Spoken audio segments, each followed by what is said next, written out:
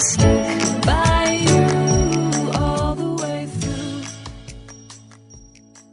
Eric, Ruben, you're going to be my new sidekick on Her Rules Radio. How does it feel? So first of all, hi to everyone, and thank you. Well, it feels like the greatest honor and opportunity. I've known you almost a decade. Oh my gosh. And we've been everything from great friends who've cried on each other's shoulders to people who've worked for each other professionally. Mm-hmm. And everything kind of in between. We saw each other through divorces and fights. That's right. And both having to go to court and both getting to find love through craziness and then really find what we really wanted. And we both got married around the same time. Oh, most in the recently. same neighborhood. Yeah, right. So very close to the super secret location. Yes. From which we are.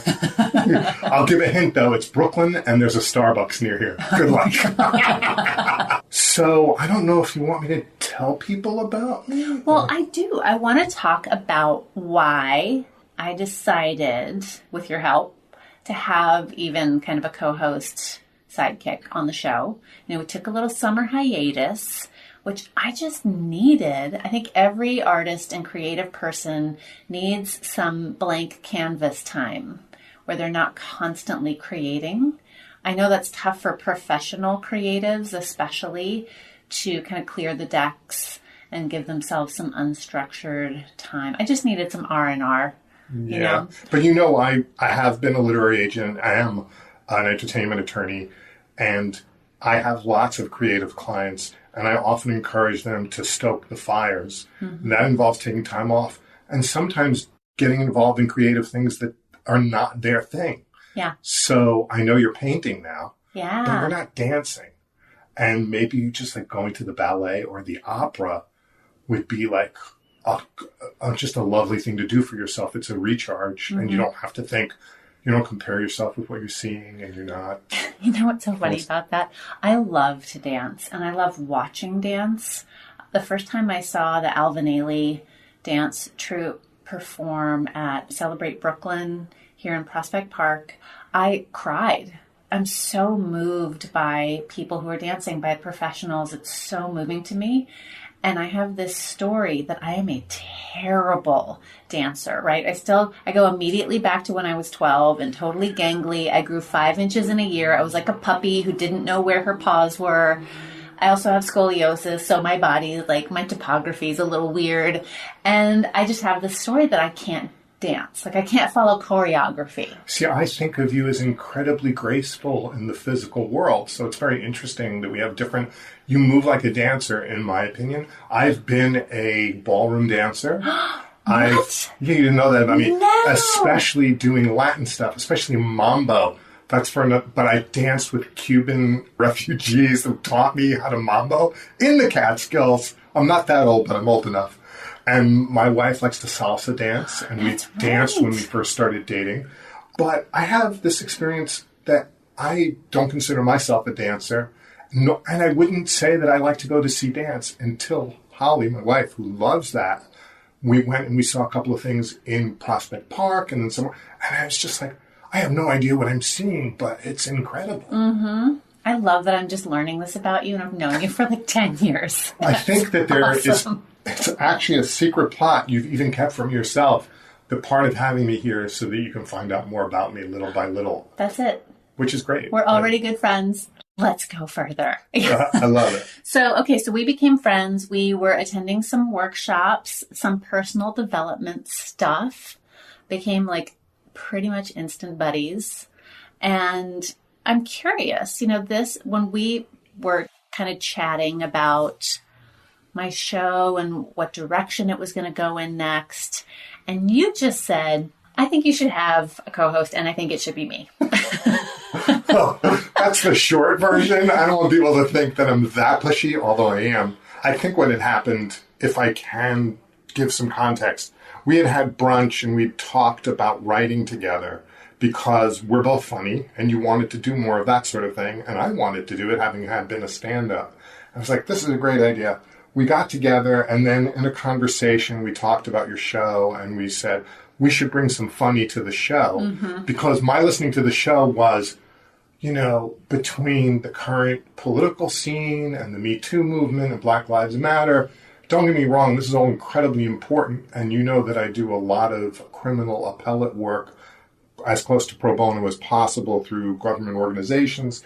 I know it's important to be active, but there's just so much seriousness. I think we're all jumping out windows, and that doesn't serve us or any of the things we care about. So bringing some light energy to it was a good idea, I think. Yeah. Also, you wanted to bring some male energy to the show. You confessed to me. And then I said, let's go through a search process. But I kept my gut was saying, it should be you, because I didn't even have a reason. I just knew it should be me, and I suggested that to you.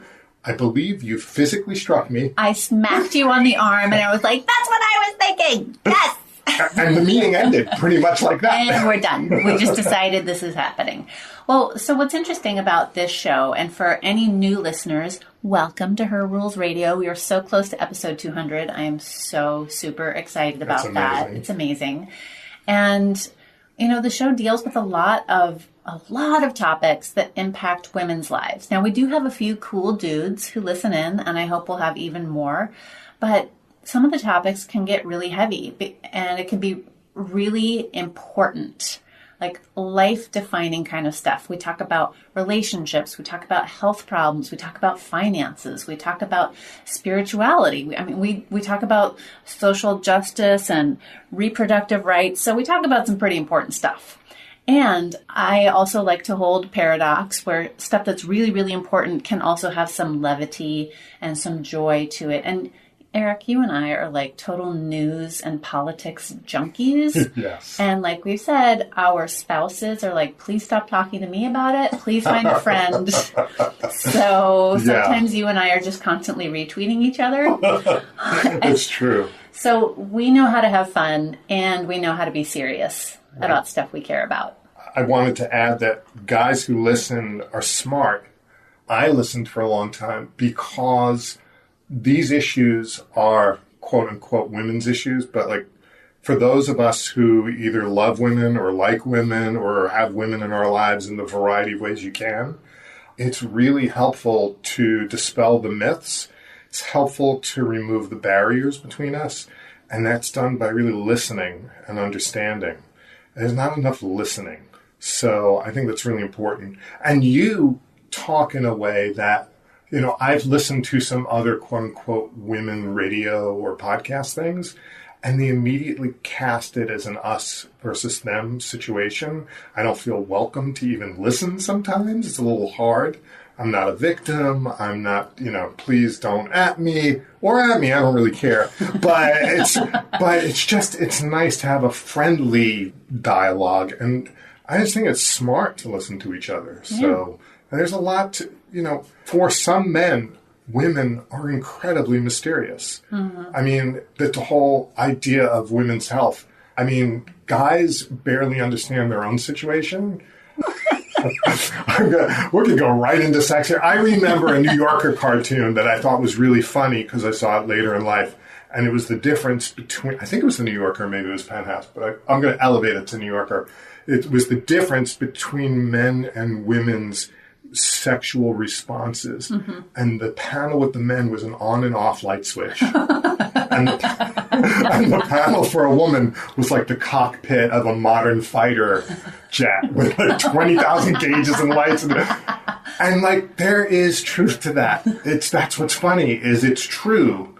In my experience, as a guy, it's like, oh, we're doing this? Hip, hip, hooray. Right. No, I don't need you to read me a story. I don't need you to light me a candle. I just need your pants off, and we're good to go. So I think this is important to bring, more complexity to the conversation. So I think at this point, a lot of the interviews are still going to be me interviewing some experts. And I think, Eric, you and I are going to have some one-on-one shows where it's just you and I diving deep into current events, important topics that we want to really chew on for a little while. That, by the way, was extraordinarily cute. I don't know if it sounded terrifying, but it was very cute to watch Alex pretend to gnaw on a twig or a bone. I'm not sure what was happening. I used to be vegan. It's now a bone. It was a twig in my previous life. Oh, and don't bother adding her because she's already been added to death with that crap. Yeah. Oh, yeah. You were with me as a friend through that whole coming out as no longer vegan thing. Yeah, it would have been easier for me to come out as trans or something, I think. Oh, my gosh. Well, now nobody really cares. I feel like it's kind of been done. I don't know if that's a thing. But coming out or being authentic is another topic that we will talk a lot about. I know it's something that's really important to both of us. And what I mean, even the word authentic kind of irks me sometimes. I don't know why, but because I want it to be actionable. I am an action taker for sure. I'm a quick start. I want to do things. And authenticity feels like a very foo-foo kind of like, what does that mean? So I want to make authenticity a verb. So I try to think of it as doing the right thing. I feel like that it's about honesty and integrity. Yeah. I feel it's like walking the walk. There are so many people who are experts. I'm going to air quote myself to death. But there's so many experts out there who have written a book, who have all these things to say that are either they've rehashed somebody else's hard work, or, it's the fitness person who you catch around the corner stuffing French fries in their face, or the person, who's all about integrity, and then you find out they've cheated on their last 10 years of taxes or whatever. It's all about having integrity and honesty and congruency, being congruent. Yeah, or, they claim to be a billionaire president. Turns out the Russians have been buying your condos, laundering money for years. Oops. That. Okay, we're going to try not to talk about that too much.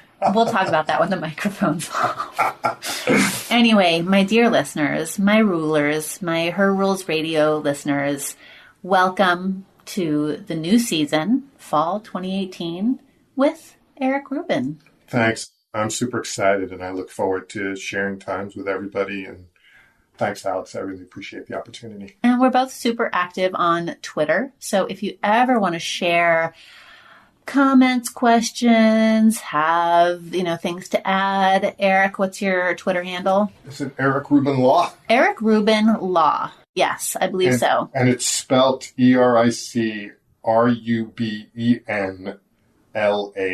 There you go. And I am at Delicious Alex, yum yum. And you can follow the hashtag Her Rules Radio. And hey, if you're a first time listener, go ahead, hit subscribe. And if you're loving the show, if you've listened to a few episodes now, go on to iTunes, put up a review. It really helps other people find the show. And we'll be back with a new episode in a couple of days. Mwah!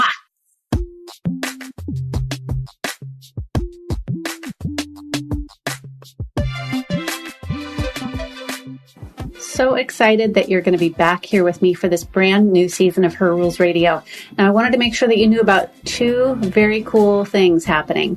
First, my husband, Bob Gower, and I wrote a new book called Getting to Hell Yes, which is a conversation that will change your life.